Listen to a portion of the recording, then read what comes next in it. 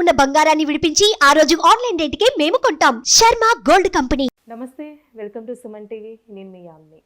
క్రోధినామ సంవత్సర ఉగాదికి సంబంధించిన విషయాల గురించి మనకి తెలియచేయడానికి ప్రస్తుతం మనతో ఉన్నారు ప్రముఖ ఆధ్యాత్మికవేత్త, ప్రముఖ జ్యోతిష వాస్తు పండితులు మంత సూర్యనారాయణ శర్మ గారు ఉన్నారు. గురుగారితో మనం మాట్లాడదాం. నమస్కారం గురుగారు. నమస్కారం అమ్మా. గురుగారు, ఈ క్రోధినామ సంవత్సరంలో సింహరాశి వారికి ఏ విధంగా ఉంటుందండి? అలానే ఈ రాశి వారికి సంబంధించి కూడా ఆదాయం కానీ, వ్యయం, రాజపూజ్యం, అవమానం గురించి తెలియచేయండి. క్రోధినామ సంవత్సరంలో సింహరాశి వారికి ఉత్తరా నక్షత్రం కనబడుతుంది, పుబ్బా నక్షత్రం కనిపిస్తుంది వాళ్ళది. సో ఈ నక్షత్రం వాళ్ళకి ఏమిటి అనేసరికి ఆదాయము వ్యయము. ఆదాయం చూస్తే 2 భాగాలు కనబడుతున్నాయి, వ్యయం మాత్రం 14 భాగాలు కనబడుతున్నాయి. అంటే విపరీతమైన ఖర్చు ఈ సంవత్సరం అయితే వాళ్ళకు ఉంది. రాజపూజ్యం 2 భాగాలు కనబడితే అవమానం కూడా 2 భాగాలు కనిపిస్తుంది. సో రాజపూజ్యం, అవమానం 2 న్యూట్రల్గా ఉన్నాయి. అంచేత దాని గురించి మనం వరి అవ్వట్లేదు. కానీ ఇక్కడ ఆదాయము వ్యయం దగ్గరకు వచ్చినప్పుడు మాత్రం డెఫినెట్గా 14 భాగములు అంటే సంపాదన అనేది 2 భాగాలు ఉంటే కూడా ఇంకా 12 భాగాలు ఎక్కువ ఖర్చు పెడుతున్నారు. దేని ఖర్చు పెడతారు అనే విషయానికి మనం క్లాసిక్గా ఆలోచిస్తే మనకి ఈ సంవత్సరం ఆరంభంలోని మనకు గురువు యొక్క అనుగ్రహం ఉంది కాబట్టి శుభకార్యాన్ని ఖర్చు పెట్టే అవకాశం ఉంది అని చెప్పచ్చు. అంటే ఆల్రెడీ ఇంతకుముందు అనుకున్న కొన్ని పెళ్ళిళ్ళు వ్యవహారాలు ఉంటాయి, పెళ్లి చేయాలనుకుంటారు, ఆడపిల్ల పెళ్లి చేయాలనుకుంటారు. డెఫినెట్గా ఆదాయంతో సంబంధం లేకుండా విపరీతంగా ఖర్చు పెట్టాలి. అలాగే ఒక గృహప్రవేశం అనుకోండి, ఆదాయం మించి ఖర్చు పెట్టాలి. ఆ సంవత్సరం ఎంత ఆదాయం వచ్చింది దానికంటే ఖర్చు ఎక్కువగానే ఉంటుంది. అలాగే ఒక స్థలం కొనాలి, ఖర్చు పెట్టాలి, మంచి అవకాశం వచ్చింది, ఖర్చు పెట్టాలి. అంటే శుభవార్తకి శుభమైన కార్యాలు చేయడానికి మాత్రం డెఫినెట్గా ఖర్చు అనేది జరుగుతుంది. ఇంత విపరీతంగా ఆదాయం తక్కువ ఉన్న ఖర్చులు మాత్రం బ్రహ్మాండంగా ఉంటాయి. అంచేత మనం అప్పు చేసి ఖర్చు పెడతారా అంటే పూర్వాశ్రమంలో సంపాదించిన ధనాన్ని ఇప్పుడు ఖర్చు పెట్టడానికి అవకాశం వస్తుంది, ఖచ్చితంగా ఖర్చు పెడతారని చెప్పచ్చండి. ఇప్పుడు వ్యాపారస్తులకి ఏ విధంగా ఉంటుందండి? చిన్న వ్యాపారం కాంచి వ్యాపారం అన్నది చేస్తున్న వ్యాపారం యాజ్ ఇట్ ఈజ్గా జరుగుతున్నామా, ఆ వ్యాపారంలో కూడా మనం చేసిన కొన్ని పొరపాట్ల వల్ల కొంత నష్టం జరిగే అవకాశం ఉంటుంది. అదే మన కోపమే మన శత్రువు అన్నట్టుగా ఆల్రెడీ క్రోధనామ సంవత్సరం గురించి మనం మాట్లాడుకుంటున్నాము. అందులో సింహరాశి దానికి అధిపతి కూడా రవి. ఈ రవి ఆ కుజుడు యొక్క కాంబినేషన్ అన్నది ఎలా ఉంటుందంటే నువ్వెంత అంటే నువ్వెంత అయిపోయి కోపాలకు ఎక్కువ తెచ్చుకుంటారు. కోపంతో తీసుకునే నిర్ణయాలు కొన్ని నష్టాలు జరిగే అవకాశం ఉంటుంది. సో వ్యాపారస్తులు ఏంటంటే ఎస్పెషల్లీ ఫుడ్ వ్యాపారం చేసే వాళ్ళకి ఫుడ్ వేస్ట్ అయ్యే అవకాశం ఉంటుంది. అలాగే అగ్నితో ఏ వ్యాపారం చేస్తున్న వాళ్ళకైనప్పటికీ, అంటే పవర్ ప్లాంట్స్ అనుకోండి, ఏదైనప్పటికీ అగ్నితో వ్యాపారం చేసేవన్నీ కూడా కొంతవరకు నష్టం జరిగే అవకాశం ఉంటుంది. సో డెఫినెట్గా ఇదంతా చెప్పాలంటే యావరేజ్గా తీసుకున్నా కూడా వ్యాపారస్తులు కొత్త వ్యాపారం పెట్టేటప్పుడు కొంచెం ఆచితూచి వ్యవహరించడం చాలా అవసరపడుతుంది చెప్పచ్చు అన్నమాట. వ్యవసాయం ఏ విధంగా ఉంటుందండి? ఇప్పుడు వ్యవసాయం బాగుంటుంది. వ్యవసాయం రంగంలోని అగ్రికల్చర్లో స్పెషల్లీ మీరు ధాన్యం తీసుకోండి, అలాగే పత్తి తీసుకోండి, అలాగే మీరు ఒక చెరుకు తీసుకోండి, కొబ్బరి, చెరుకు, ఇవన్నీ కూడా వ్యవసాయ పంటలు ఇవన్నీ కూడా మంచి లాభదాయకంగానే జరుగుతాయి. మనం వరి అవ్వక్కర్లేదు. ఇవన్నీను మనకు రూపాయి 10 రూపాయల లాభంలోనే వెళ్తుంది తప్ప నష్టపోయే అవకాశం ఉండదు. అయితే ఇక్కడ ఎటు వచ్చి ఏంటంటే అంత ఆదాయం అనేదానికి 2 భాగములు ఆదాయం అంటున్నాం, 14 భాగములు వ్యయం అంటున్నాం. కాబట్టి ఆదాయం 2 భాగాలంటే మనకు సరిపడా, అంటే యావరేజ్గా మనకు సరిపడేంత వరకు ఆదాయం జరుగుతుంది.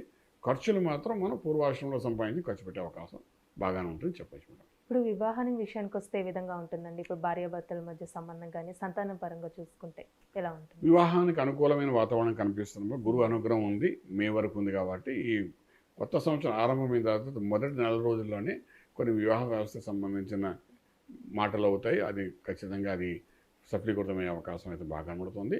అలాగే మనం గృహప్రవేశము, శంకుస్థాపనలు ఇలాంటివన్నీ కూడా చేసుకునే అవకాశం ఉంది. శుభగడియలు అయితే బాగానే కనబడుతున్నాయి.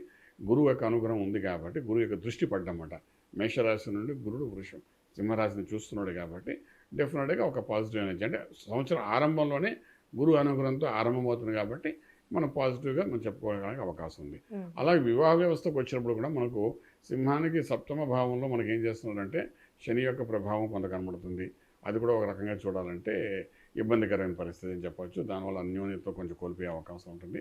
అలాగే అష్టంలో కూడా మనకి ఏంటంటే కొంతవరకు రాహు యొక్క ప్రభావం కూడా కనిపిస్తుంది. ఇవి 2 కూడా ఏంటంటే ఒక రకంగా ఇబ్బంది పెట్టే, మ్యారిటల్ లైఫ్ను కొంత ఇబ్బంది పెట్టే పరిస్థితి ఉంటుంది. ఆరోగ్యం మీద కూడా కొంచెం జాగ్రత్త తీసుకోవాల్సిన అవసరం అంతేనా ఉంటుంది చెప్పచ్చు. స్టాక్ మార్కెట్ ఎలా ఉంటుందండి? ట్రేడింగ్, స్టాక్ మార్కెట్ వ్యవహారాల్లోకి వచ్చినప్పుడేమో కొంచెం న్యూట్రల్గా ఉంటుంది. లాసెస్ కూడా జరుగుతాయి. మనం హై హ్యాప్స్కి వెళ్తాము, ఏదో హై అమౌంట్ కోసం వెళ్తాము, స్టాగ్నెంట్ అయ్యే అవకాశం ఉంటుంది. సో ఇన్వెస్ట్మెంట్ చేసేసి వదిలేదు, కానీ ట్రేడింగ్ మాత్రం చేయకండి. ఈ సంవత్సరం అంతా లిటిల్ ఇన్వెస్ట్మెంట్, లిటిల్ ట్రేడింగ్ చేయండి, ఎక్కువగా చేసుకోవడానికి అవకాశం లేదని చెప్పొచ్చు మేడం. ఇప్పుడు విద్యార్థులకి ఏ విధంగా ఉంటుందండి? ఇప్పుడు విదేశాలకి వెళ్ళాలనుకుంటారు, లేకపోతే అక్కడ ఉన్న వాళ్ళకి కూడా ఏ విధంగా ఉంటుందంటారు? విదేశాలకు చదువుకోవడానికి వెళ్ళాలనుకున్న వాళ్ళకి అనుకూలమైన వాతావరణం కనిపిస్తుందమ్మా.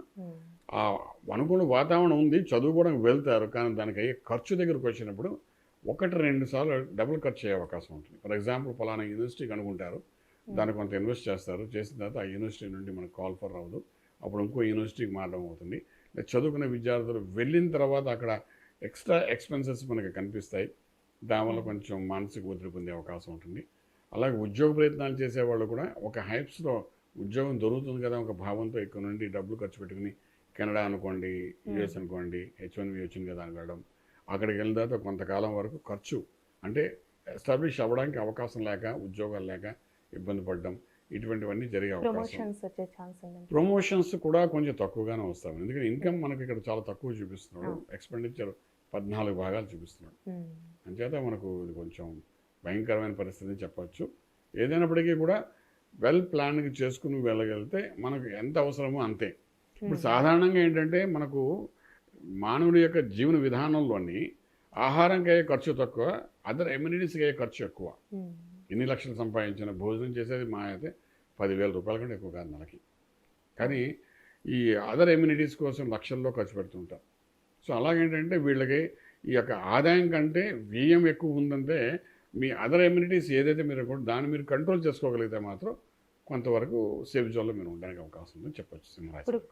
ఇప్పుడు కొంతమంది ఇల్లు కొనాలని ప్లానింగ్లో ఉంటారు. ల్యాండ్ విషయానికి వస్తే ఒకవేళ ఈ సంవత్సరం వాళ్ళకి ఏ విధంగా ఉంటుందండి ఆ ప్లానింగ్లో ఉంటే? ఈ సంవత్సరం అప్పు దొరుకుతున్న వీళ్ళకి ఖచ్చితంగానే, ఎందుకంటే ఖర్చు చూపించాలి కదా వాళ్ళు, మనకు పంచాంగంలో కనబడినట్టుగా 14 భాగాలు ఖర్చు అవ్వాలి అంటే అప్పు పుట్టాలి కదా ఏదో రకంగాను. ఇల్లు కొనడానికి శుభకార్యంకి ఖర్చు అవుతుంది, అలాగే ఇల్లు కొనడానికి ఖర్చు అవుతుంది, ఇటువంటి ప్రయత్నాలు చేసుకోవచ్చమ్మా. అదేమి నష్టపోవడం, ఖర్చు చేతి మీద కావాలి కాబట్టి జరుగుతుంది అంతే. సో దాన్ని మనం తప్పుగా అనుకోవడానికి లేదు, ఎందుకంటే ఆరంభంలో గురు అనుగ్రహం ఉంది కాబట్టి ఏం చేసినా సరే దాన్ని పాజిటివ్గా వెళ్తే తప్ప నష్టంగా వెళ్ళే అవకాశం అయితే లేదని చెప్పచ్చు. ఆరోగ్య సమస్యలు ఉన్నాయండి రాశి వారికి ఏమైనా? ఆరోగ్య సమస్యలు కనిపిస్తాయమ్మా, ఎందుకంటే మనకు 8వ ఇంట్లో రాహు కూర్చున్నాడు కాబట్టి డెఫినెట్గా రాహు యొక్క ఇన్ఫ్లుయెన్స్తో కొంత ఉంటుంది, కొంతవరకు భయపెట్టించే అవకాశం కూడా ఉంటుంది డాక్టర్స్. అలాగే గ్యాస్ట్రిక్, ఇండైజెషన్ సిస్టంలో ప్రాబ్లమ్స్ వస్తాయి, అలాగే ప్యాంక్రియాస్లోనే కూడా ప్రాబ్లం వచ్చే అవకాశం, స్టోన్స్ సమస్య వచ్చే అవకాశం, కిడ్నీస్ దగ్గర ప్రాబ్లమ్స్ వచ్చు.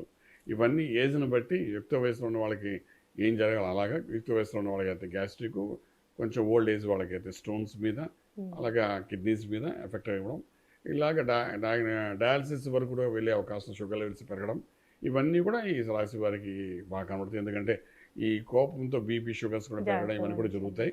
ఇవన్నీ మనం ఈ కెన్ సీ ఇన్ దిస్. గురుగారు, ఈ రాశి వారికి సంబంధించిన పరిహారం అంటే ఏం చేసుకోవాలండి? సాధారణంగా ఈ రాశి వారికి ఇప్పుడు క్రోధనామ సంవత్సరం, కుజుడు అగ్నితత్వం గలవాడు ఉన్నాడు ఆల్రెడీ. రాశికి అధిపతి రవి, వాడు కూడా అగ్నితత్వం గలవాడు. అంటే ఈ అగ్ని చల్లార్చాలి. అగ్ని చల్లార్చాలంటే అభిషేకం అనేది చాలా ప్రాశస్యం వహిస్తున్నాము. సో అగ్నిని చల్లార్చగలిగితే, అంటే బట్టతలు కూడా వచ్చేస్తుంది చాలామందికి ఈ సంవత్సరం వాళ్ళకి, సింహరాశి వారికి. సో అగ్నిని చల్లార్చాలంటే అభిషేకం చాలా అవసరం కాబట్టి శివునికి అభిషేకము, లేకపోతే గణపతికి అభిషేకము, లేకపోతే అమ్మవారికి అభిషేకము, లేకపోతే సుబ్రహ్మణ్య స్వామికి అభిషేకము. ఈ అభిషేకం అనేది నెలకు ఒకసారి చేయడం, తీర్థం తీసుకోవడం, ఇటువంటి క్రియలు 12 నెలలు ఖచ్చితంగా చేస్తూ ఉండాలి. ఎందుకంటే క్రోధనామ సంవత్సరంలోని మన అగ్నికి డబుల్ అగ్ని కుజుడు. సో ఇద్దరి కలయికతో ఉన్నాం కాబట్టి ఇబ్బంది పడే అవకాశం ఉంటుంది, తీసుకున్న నిర్ణయాల్లో కూడా కొంచెం ఫైర్ అయ్యే అవకాశం ఉంటుంది. కాబట్టి చక్కగా అభిషేకం చేసుకుంటూ వెళ్ళగలిగే సంవత్సరం అంతా బాగానే ఉంటుంది చెప్పగలం. చాలా చక్కగా తెలియజేస్తారండి, ధన్యవాదాలు. శుభం బియాదు. చూసారు కదండి, క్రోధినామ సంవత్సరంలో సింహరాశి వారికి ఏ విధంగా ఉంటుంది, అలానే ఈ రాశి వారికి సంబంధించిన పరిహారాలు ఏ విధంగా చేసుకోవాలి గురుగారు మనకి తెలియజేశారు కదా. అలానే మీ జాతకానికి సంబంధించి కానీ, మీ ఇంటి వ్యాపార వాస్తుకు సంబంధించి ఎలాంటి విషయాలైనా మీరు తెలుసుకోవాలనుకుంటే స్క్రీన్ మీద కనిపిస్తున్న నెంబర్కి కాల్ చేసి గురుగారిని సంప్రదించవచ్చు. ఇలాంటి మంచి వీడియోస్తో మళ్ళీ మీ ముందుంటాను. ధన్యవాదాలు.